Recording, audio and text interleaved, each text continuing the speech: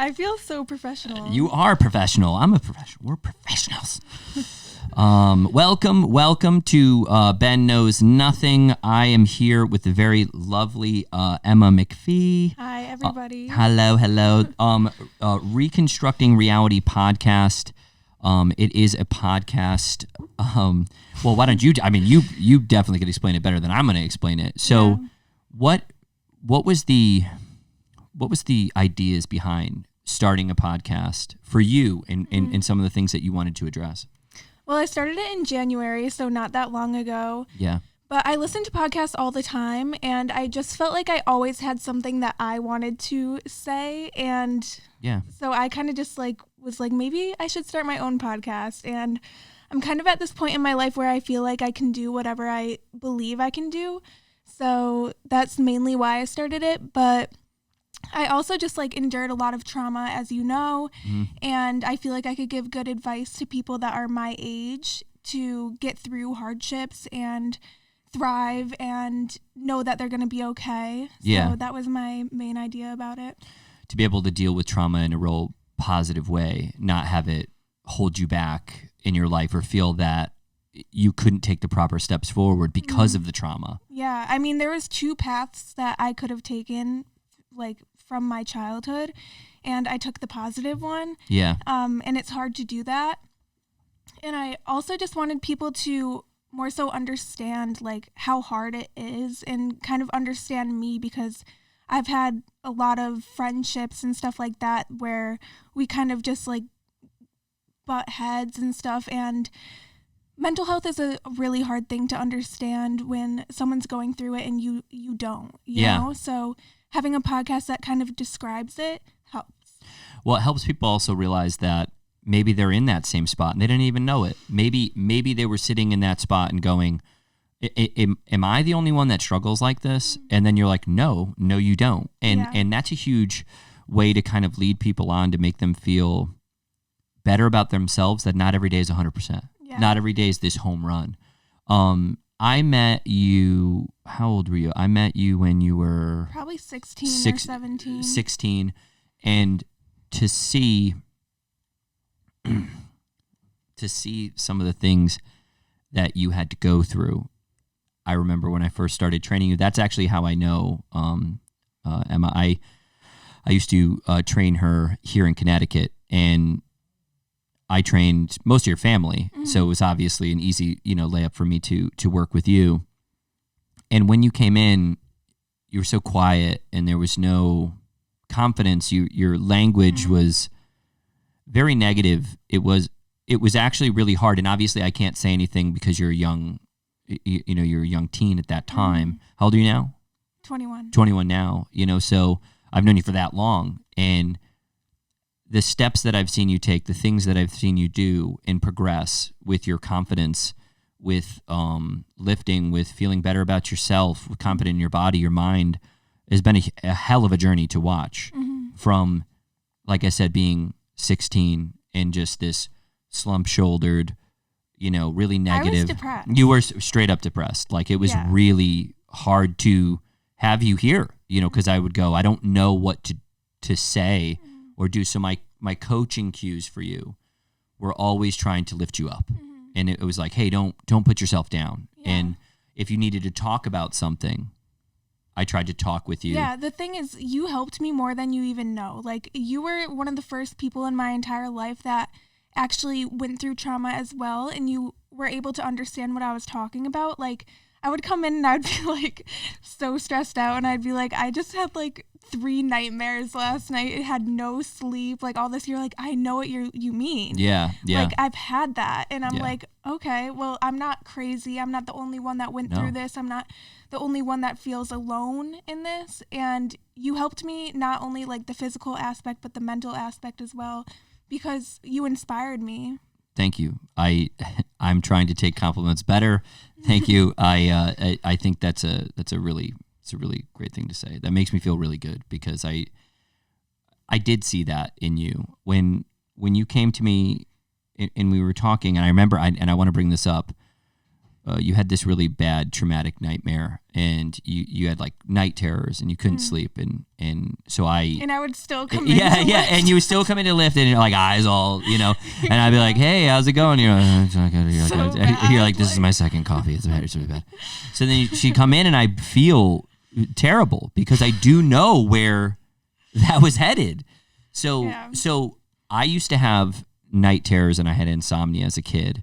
And then I also got very paranoid because I was living a life that I probably shouldn't have been living at that time. I was into, drugs, into dealing drugs. I was into just over my head as a kid. I had some things happen to me that shouldn't have happened. I was like 15, 16, had been shot at. I've had a gun put to my head as a young boy.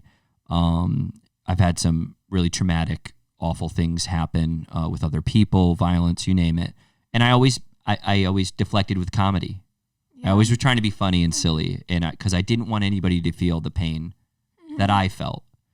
And I would get night terrors, and I would get paranoid, and I couldn't fall asleep. So there'd be days, maybe even weeks, where I would get like 1 to 2 hours, and I would wake up in a cold sweat, same dream. And I remember I asked you, I don't know if you remember this, I asked you about this dream that you had, and you weren't ready to talk about it. And you went, hey, I don't want to talk about this. You're like, I can't. And I was like, okay. But then 2-3 weeks later, I remember I was telling you, like, hey man, I'm with you. I had the same thing. 2-3 weeks later, you came in, and we were going to go do this, like some barbell squats or something. And you said, oh my God, I had that dream again. And I didn't ask you. I just left it. And then you went, it was an awful dream. And you started describing the dream, and I was like, that was her time to open up and say, hey, I'm ready. Yeah. Because you finally had met somebody, like you said, that might have went through similar things, similar pains and traumas that are awful, especially with sleeping. Yeah. It's like the worst. Oh my God, yeah. It's crazy because like a lot of people in that time of my life will recall things like that. Like I don't even remember that. Yeah. Like when I was going through my traumatic phase, like there are so many parts of my life that I seriously cannot remember. Like blacked out? Yeah. I mean, I was just not sleeping. I was not in the moment. I was just like, I was on zombie mode all the time. So it wasn't until I finally like had therapy and processed everything where I finally like started living my life. Like I wasn't living. Yeah, that's very true. That's very true.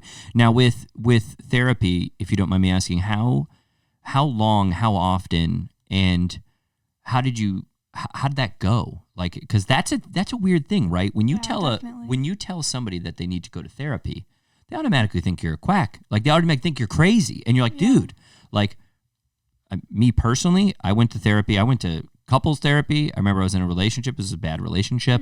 I've been, and then going to therapy more regularly helped me deal with that because obviously my thing. But how did that work for you?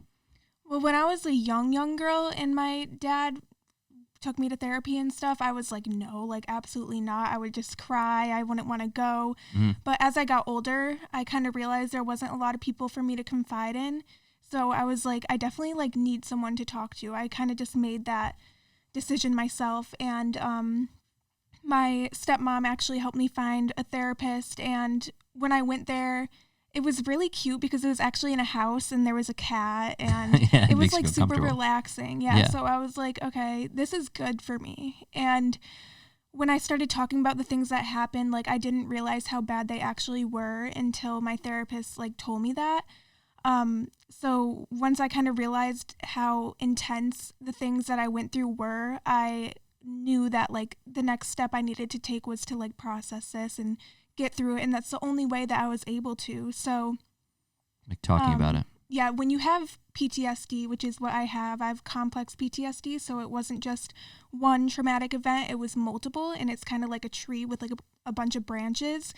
And the thing you do in therapy with that is EMDR. So you either look at like something that's going back and forth, or you hold things that are like pulsating in both your hands. So I've been doing that for years. I actually still do it, but I took a break for probably like a year and a half while I was transitioning between therapists. But that's how I kind of ultimately got through my trauma. Yeah, that's huge. That's and so huge. I barely have those dreams anymore. there was just a lot that I held inside of me that I needed to get out. And EMDR like really does work. Yeah. And now, I mean, I don't want to, it's completely up to you. I think sharing with some of the people, some of that trauma, you don't have to talk about it if you don't want to. I know we kind of, we talked about it a little bit in the beginning, but if it's something you want to, just so you can relate to people, I think people would like to hear that. Yeah. Well, without getting too deep into it, as a child, I grew up with both my dad, who is a great man. It's awesome. Best did guy. his best to raise me. He supports us. He works really hard. And then I lived with my mom, and she struggles with addiction, both drugs and alcohol, which is a disease. It's not her fault. She really does struggle in life, and her house was very chaotic. A lot of things happened there. And I saw a lot of things that a young girl shouldn't have seen, and also just lacked that basic guidance, love, nurturing care that I needed at that age, because my dad was working a lot. And then when I was at my mom's house, there was no parental supervision. There was no advice. The way she dealt with hard things in her life is not the way that you deal with things. And I learned just the opposite of how to deal with things, basically. So there's a lot of things that happened. I could go on and on and on about like the traumatic things that happened, but it was mostly just like not a safe place for me. I felt very unsafe there. I kept a knife under my pillow every night I slept there. Wow. That's tough. And that's crazy. Yeah, and my dad didn't know, by the way, like anything that was going on. Well, because you weren't communicating back and forth. Because I would be like threatened with, if you tell your father, like something bad is going to happen. So, there was no communication between what was going on. My dad had no idea. And obviously when you're going through something like that, you don't really talk like a normal young girl. You don't communicate and have friendships that are normal and happy. And I was a loner for a long time because I just didn't even know how friendships worked. Like, it was bad. I noticed that trauma in you when you first came in, but I didn't. So I've obviously have this imposter syndrome from my childhood. I always feel like I'm not worthy of anything. And that's something I've obviously worked through, and I'm trying to work through a little bit more. But I do notice that type of trauma in somebody because I can tell. Like, it's weird. It's like a club that you don't want to be in. Like, it's like, you don't want to be in this club. I don't want to be in this club either, but here we are. I remember when I was a young man, or young boy, actually. It was like 15. I think I just turned 15, and it was the first time that I realized that I was going to be homeless, that I wasn't going to be able to go sleep in somebody's house. I didn't have a place to go. And I slept outside. I remember sleeping on a shed that I was trying to sleep at this girl's house, and her mom's like, "You're a boy. There's no way you're sleeping over, dude. Like, what are you talking about?" And so I was like, "Oh, okay." So I was like, "I'll just go back home." Yeah. And I didn't have a place to go. My parents just got into, it was just really bad, very toxic relationship. By the way, love my dad, love my mom. Now we've worked through a lot. It's taken a lot, but I noticed that trauma in you because I went through those types of things, drugs, alcohol, violence. I mean, you name it. So I always try to, I'm not downplaying those things. Like, I just said it very casually, but I'm over it. It's not me anymore. I worked through a lot of stuff to get where I am at, and I'm trying to deal with that imposter syndrome. So when I would see you and you would come in and I would talk to you, I was like, how is it that this great, sweet person and is just so meek and close-shouldered and just drear, like, you just look dragged down all the time. And I was just like, I really did feel for that. So like, listening to you and trying to understand better was always something I wanted to do when you were around. And if you needed to let something out, we go let it out. We go beat the shit out of a bag, or we go lift up, heavy weights or whatever. And now seeing you kind of come into that confidence, like you said, like, hey, I went to therapy. I dealt with those types of things, and you're not the only one. Like, it's like when you have that message for other, young women, and you're like, hey, not the only one. I'm here for you. We have options, right? Yeah. I mean, that's a lovely thing to see somebody do as well as you're doing with the type of. I'm not the person that I was a few years ago. Like, the growth that I've had is absolutely incredible. Like, even 2 years ago, like I've just come such a long way, but it is an active effort. Like, you have to help yourself. You have to make that effort to get better. Like, if I didn't want to get better and I just like stayed in my bed, I didn't go to therapy, and I didn't work through what I had to work through, I wouldn't be where I am. That's very true. I think watching trauma is such a pain in the ass, isn't it? It's one of those things. It really is, because it's one of those things that you think it's never over, right? Yeah. It's never really over. Mm-hmm. But I do think that we all want to struggle. It's almost like the new thing to do, like, is explain your struggle. Yeah. But instead of like measuring up against people, I stopped doing that. I used to do that, and I was really bad at this. And we're talking within like 5 years ago. It'd be like, you don't have any struggle. Look at you. You live with your parents, and you do this, and you'd be like, you have a cushy life. Like, you don't know what that person's gone through. Yeah. So the mountain is the same. How we all get up there is different. Yeah. So it's like, life is a struggle. Mm-hmm. It's shit wall to wall. Like, it does suck. Mm-hmm. And we all have to embrace that suffering. But this like suffering Olympics that people have with one another, it's like, dude, don't compare yourself to somebody else. Compare yourself to you. Yeah. Because the mountain is there regardless. That's life. Life's here. I remember I was talking to someone before, and they were telling me how their friend like has an alcoholic mother or something. And I was like, oh yeah, I could like relate to that. And they were like, well, yeah, she has it worse though. I hate. And I'm like, fuck that. That's okay. First of all, you don't even know what you don't know went me through. or know me. Yeah. You don't know me. And just saying like something like that is super insensitive. It's extremely disheartening and insensitive to see when somebody will see you and just be like, and I or just like play it down. Yeah. I'm kind of dealing with that now in a different sense. Like, people will see my success, which, by the way, I'm still struggling every day. It's like businesses are struggling. It's hard. Mm-hmm. So what people will do is they'll see everything that I worked 15 hours days. I'd go home, fall asleep. I had no furniture in my apartment. None. I had a fold-out bench that you have actually used out there. I had it as a piece of my furniture. And I didn't let anybody know. I had a spoon, I had a fork, I had a couple plates, a couple stuff my mom gave me, that type stuff. Mm-hmm. I had a bed on the ground. Like, for me, that was good enough. And while I was trying to build, that worked, So when people see that you're doing better, mm-hmm. they automatically would go, well, you had it easy. Yeah. And it's like, oh, you saw the finished product. Mm-hmm. So they're looking at you and they're like, you're like, you see me now. You're seeing this mm-hmm. finished, nobody's ever finished, but finished product. Yeah. You didn't see me when I was 16, 17, hadn't slept in days, mm-hmm.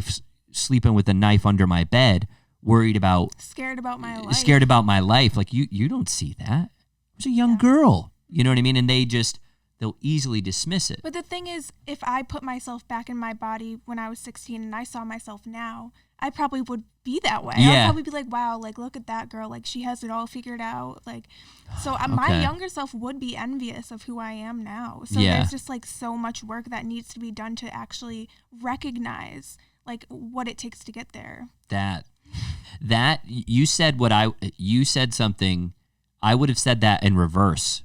And you said it, and I think it's way more profound by the way that you just said that. Okay. That you would have looked at yourself now. Mm-hmm. I would have said I would have looked at myself as a kid and pitied, and you turned that around. See, that is that's different. I wouldn't have looked at it that way. That's a good way to look at it. I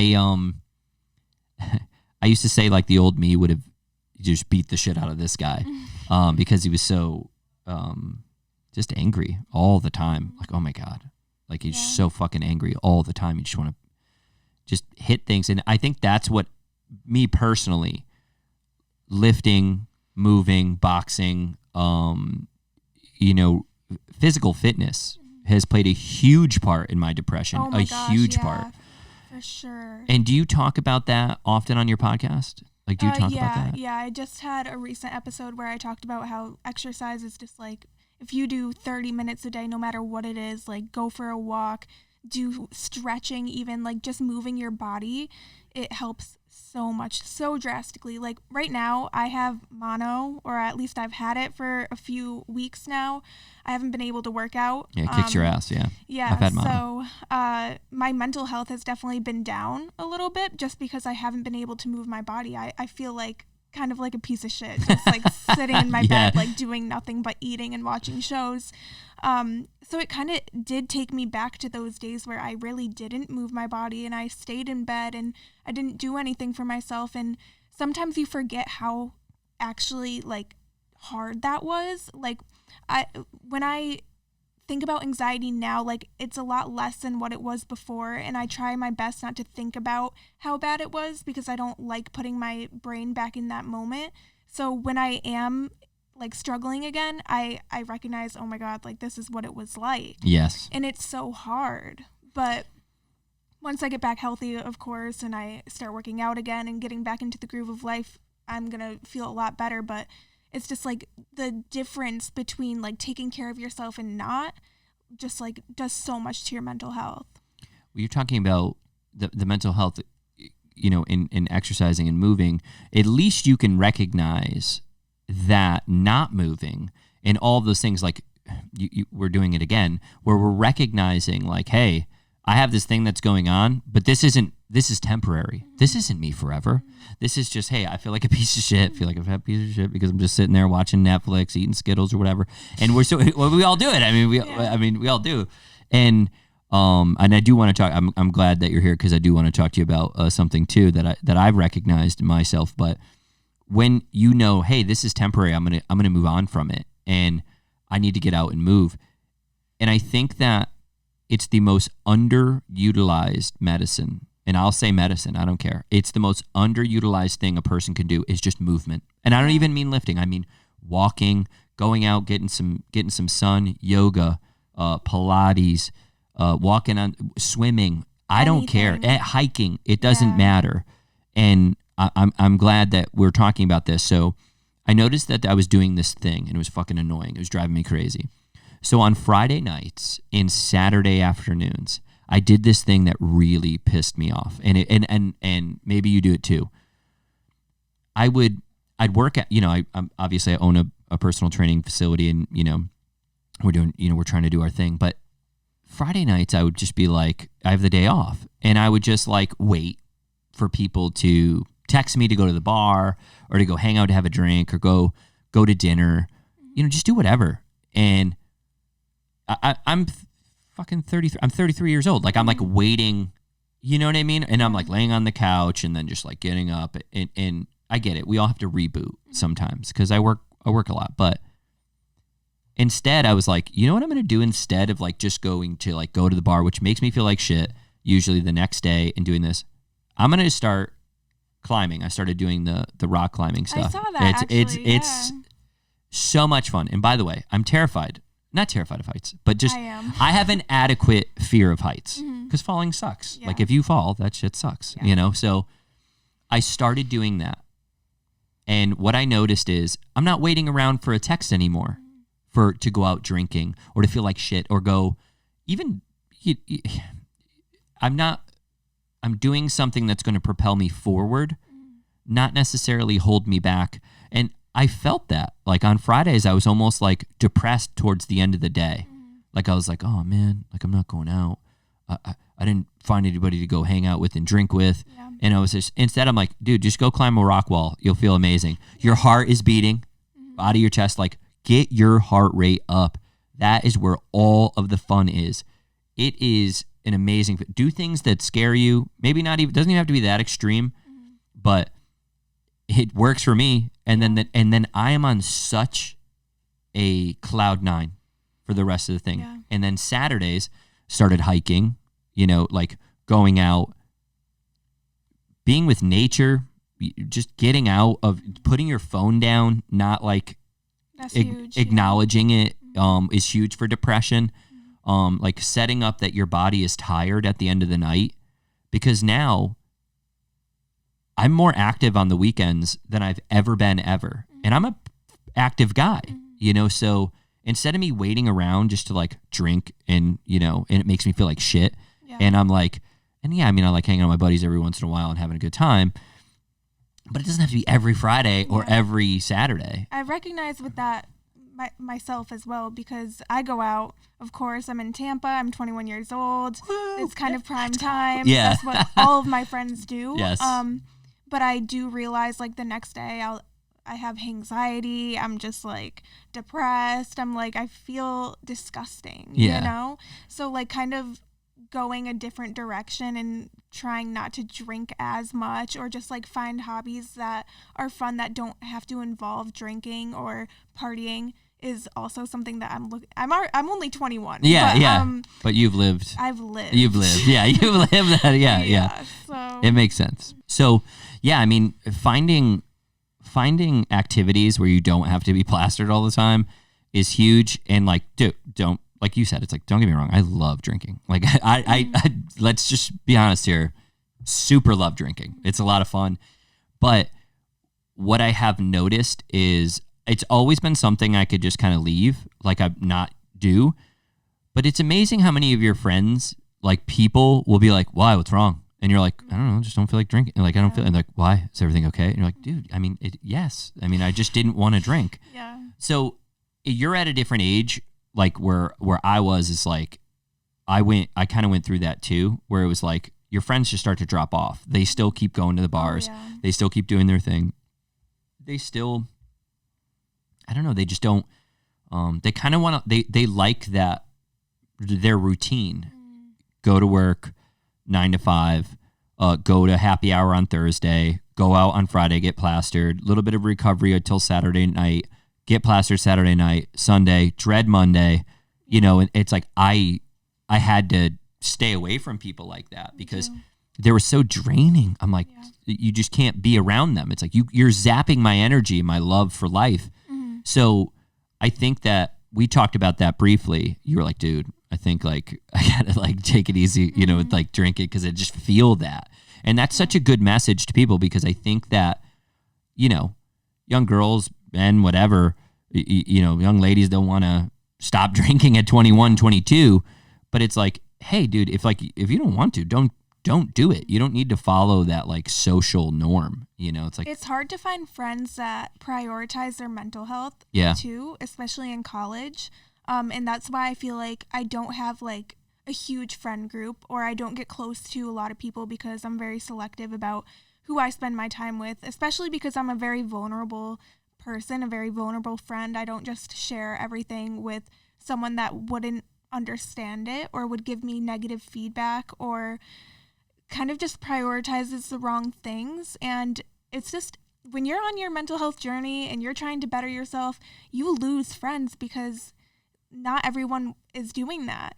And it takes a long time for them to realize what they need to do too. Like, I'm young. Like, every time I speak to my therapist, she's like, I understand why you don't have that many friends, because you're just like light years ahead of other. I'm not trying to like brag or anything. No. You're not being too self-congratulatory. I mean, you're doing the right thing. I've just been working on myself for years now, and it's hard to find friends that also prioritize that.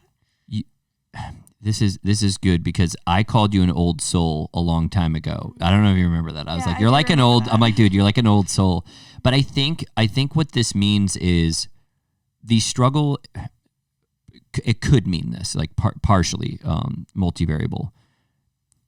The trauma and the suffering that we go through, and this is why I view this way too. I literally do not speak. I don't even speak the language of complaining. Like, I don't mean it in like, when I'm around people and they're bitching about really dumb shit. Like, and I mean, come on, just like really dumb shit. And people who, they're just negative about like every aspect of their life, and you can't, no matter what you say, it's like, no, but this, no, but this. Yeah. I'm like, well, like, what am I supposed to? I can't help you. You know, like, Yeah, I definitely understand that. So having that, you have that the trauma, in my opinion, the trauma and the suffering that you've gone through, and maybe even that I've gone through, has matured us so quickly because we didn't have that opportunity to stay naive or stay in that sense of like, oh, I'm just going to do this. I was drinking when I was like 15. Like I was drinking 14, 15. I was already working 55 hours a week at 15. I lied on my application. I said I was 16 and I forged the signature just so I could work there. Wow. And it just is what it is. I mean, sorry, Carmine, for lying to you, but I'm just saying, like, it is what it is, bro. So, my thing is like, we were pushed like to mature quickly. Yeah. And so when you are around all these friends that are 21 and they're like, yeah, let's go, Emma, woo. And you're just like, bro, like, I can't do this with you. I've done this so many times. I don't need to do this with you anymore. Or they're like, oh my God, can you believe that? And you're like, dude, why are we even bitching about this stuff? Like, come on, what are we doing here? And it's not like that, but you finally see those people who are just spinning their tires all the time. You're like, dude, you're not going anywhere. It's like, and you recognize like, hey, that could be a pitfall for me. Yeah. I can't be involved with that. And there's nothing wrong with that. And I think that that's huge to be able to notice it. Like your therapist saying, like, hey, at a young age, you're like, that's why you don't get like this with people, because this means something to you. This isn't just, friendship should mean something to you, and you've seen probably so many people have throwaway friendships, probably at your age, I imagine.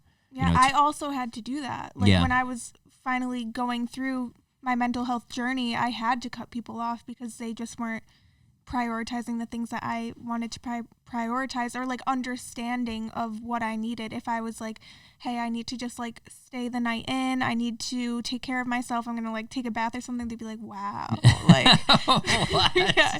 And I'm like, well, I'm not trying to be mean, They're like, wow. And you're like, bro, seriously, but yeah. Really? Yeah. That's such a strange... It was high school. Okay, yeah. That is a weird...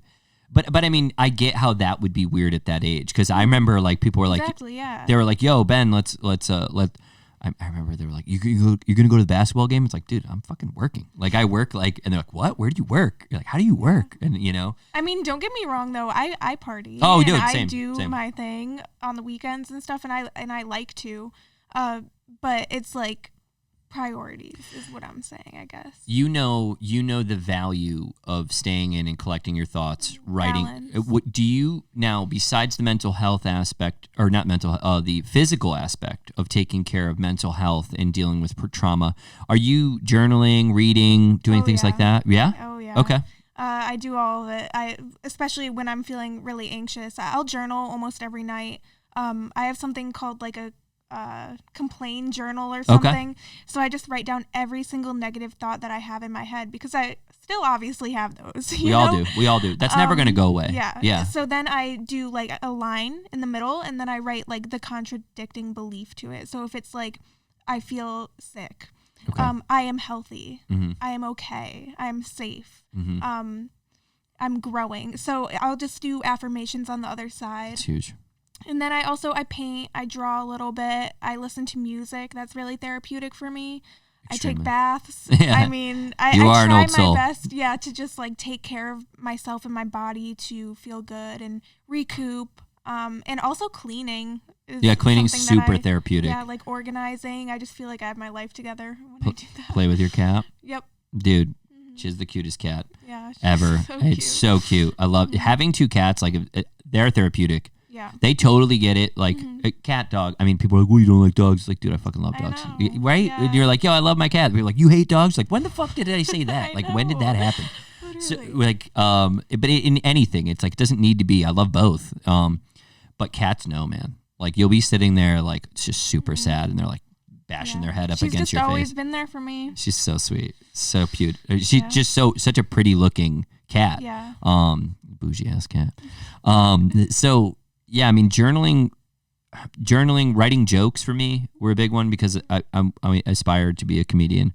Definitely want to. I picked a hell of a 2020 to start, which was a terrible idea. Like, I'm like, I'm going to start doing this. And then I was like, oh, pandemic. I'm like, yeah, great. So that didn't happen. That's so cool if you do start. Oh, no, I can't wait. It's definitely going to happen. It's just a matter of like when. And I need to get out of my head about bombing. I know I'm going to bomb. I'm going to bomb most of the time. But that's just part of it. It's part of it. And I do that with every other activity except for the activity that I knew I needed to do, which is one, get on stage. So I will be doing that. I've had some people try to push me onto that, and it's like, I think I just need to do it when I'm ready. Yeah. I had a friend and he was like, yo, I scheduled me to be on something. I'm like, dude, and I usually see me. Oh, I choked so bad. Because I was scared, and I still am scared. And that is a very hard thing to do. So scared. I wouldn't be able to do it. I think you'd be able to do it. I just think you wouldn't do it well. You'd fucking bomb, just like me. I'm gonna bomb. So he was like, I got you. Don't worry. I got you on. Like your name's on it and everything. I'm like, no, dude, I can't do this. There will be a time. Eventually, I will muster up the courage to do it. So I mean, writing jokes, writing down things, reading books. I've been reading. Reading's huge. I just got into it, but same. I love it. Yeah. I used to just like go on my phone before bed, and now I have a bunch of books that I've been reading. It's mostly fiction. Yeah. I used to read a lot of nonfiction mental health stuff, but I'm kind of over it now. I kind of just want to like get lost in a book and act like I'm watching a movie or something, and it's the very best relaxing. Feeling. Yeah. Best feeling. If you do that while on a hike, that's something even crazier. You'll do that. You feel like you feel amazing. Listen to a book. To a book, read a book. Just go somewhere very, very quiet, dude. It was so strange. So I went on a hike and I passed by, and I'm like, you see people and they're like, oh hey, everybody else waves and shit. So I like look and the guy was sitting down, and I like look over and I'm like, oh, this dude he took off all his stuff, leaned on his backpack, and he's just reading a book out in the middle of like nowhere. And I'm like, I love that. This is dope. I'm like, this is such a good idea. I know it like seems so simple, but like when we're in the moment looking on our phone doing our thing, like I'm not thinking of that shit. That's not life anymore. Yeah, yeah. And that's what we need to tap into. Like now it's just like phone, work, like ugh. Yeah. I hate it. Yeah, Let's go like look at palm trees. Yeah, and, let's like, go hang out. Let's go read a book. Let's go paint. Well, let's go talk. Yeah. Let's do any of those things that are going to help us interact. I've been better with my phone. Put it on airplane mode at night. I make sure I try not to be. I have like 3 businesses and stuff, so it's like I'm constantly like on it. So I try really, really hard not to. Sunday, Saturday, like weekends, like work stuff. I try to like keep it, but I try to like distance it if I can. I'm bad with it. I'm really bad, but I'm still bad, but I'm getting better, Yeah, I'm aware. Yeah. I guess. Yeah. So and then trying. After that slowly starts to go, then it's going to be much better. Yeah. But yeah, so journaling, reading books. I'm reading this book. I just finished it actually. Now that I think about it. The Comfort Crisis. If you get an opportunity, I have recommended it to everybody. And what I found was the answer to the questions that you and I are talking about here. Exercise, eating better, just taking care of doing something that gets your heart rate up, doing something that's going to challenge you. Like I'm interested to see in the next 3 to 5 years, the path that you take with challenging yourself physically and mentally. And those will be intertwined. I think you're going to put yourself on a challenging path on purpose. Yeah. And I hope so, because it'll be, once again, a great thing to see develop. And, that's why I started climbing and hiking and not waiting on a Friday for a text to go get drunk. I kind of wanted to stay uncomfortable and then mentally tired at the end of the day. There's nothing better. Not mentally exhausted, like going, I got my heart rate up. I challenged myself. I was around good people. I journaled or read, and then you got emotionally involved with something. And I mean that like you help somebody or talk to somebody you love or hadn't done. And then if you do all that, that's a busy day. So at the end of the day, you're like, I am content and at peace. Yeah. I find that's helpful. I don't know if you find that helpful, but I do. I do. Yeah. But I am also interested because every aspect of my life right now is kind of up in the air. Yeah. So like, I'm not sure where my career is going to go. my love life is going to go, where I'm even living after my lease is up. Like, so right now, I'm just as curious as you to see, like, where I'm going to go. But as long as I keep doing these things to help my mental health and keep pushing myself, because I feel like I have been pushing myself, even starting my podcast. I mean, that was like huge. Yeah. It's like a big leap, just because it's like you're doing something new and you have to like learn all these things about it, and you have to have confidence and trust in yourself that you're going to do it right, or just like do the best you can. So I do think I'm going to take a challenging path as well, and I wonder where I'm going to go. Yeah. But I mean, isn't that the great wonder of it all, though, is like there is no limit here, because if you have all of those things, and it's like you don't have to make mistakes, the same mistakes others made. You really can push yourself into whatever direction you want to go. And once you realize that it's always a choice. It's always a choice. Yeah. Drugs are a choice. I mean, like you see people that are like, I just want to go this way. I want to drink. I want to do this. Sitting in your own self-pity, at times is a choice. Yeah. And so we always go like, I always say this, and I mean, I'm copying, one of the greatest podcasters of all time, Joe Rogan, but I'm just saying, like he says, he's like, be the hero in your own story. Like, think about your life as a movie. Which character do you want to be? Like, really think about it. Do you want to be the person that, gets shot at the end? You don't want to be that person. You don't want to be the person, that's the person struggling in the film. You want to be the hero. You want to be, or at least somebody that's helping the hero, So I think it's like you want to be that, and it's okay to know that you're not in everybody else's movie. Like, it's like, all right, cool, go do your own thing. But I think seeing you progress to who you are now has been awesome to see for me, and like just see the confidence and see everything. I feel good. Yeah, I'm trying. I'm definitely trying my best. Do you want to where can they find your podcast? Where can they find it, or can they to get after it? So my podcast is called Reconstructing Reality. It's on Spotify mainly. It's also on Anchor FM.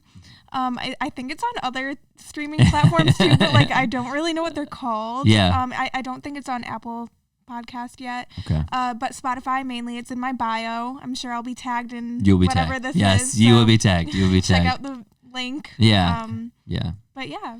Definitely check it out if you guys do enjoy that kind of touching on that mental health and that self improvement in kind of recreating I think a meaningful relationship with how your mental health is actually can transform into something that maybe you understand a little bit better. The podcast is a really good podcast to have. There's also a few episodes that are more like just for fun. Oh, but that's lighthearted. We all do that. Yeah, I mean, like everybody says like, I thought this was a comedy podcast. I'm like, bro, I get deep. I'm sorry, I don't give a shit. I'll do whatever I want. Yeah. But it's like, and that's another thing. Like, and this is for me personally. Everybody's podcast is different, or everybody's topics are different. It's like, I want to talk about whatever the person I have on talking about. I did this actually because I work so much. I'm a conversationalist at heart. I just like talking to people. Like, I just like being around people, hearing your journey, hearing your story, and how inspiring that is. And even, that I know you and notice that I have a little part in that too, felt really, good too. But I just like talking to people. So, but like I said, to see you do everything that you've done has been awesome. I hope you keep it up. Do not stop. Just keep going. Reconstructing Reality Podcast, Emma McPhee. Thank you. Thank you for having me. Ben knows nothing. Oh, she saw me hit the mic with my nose twice. I know she did. All right, we are out of here. Later. Peace.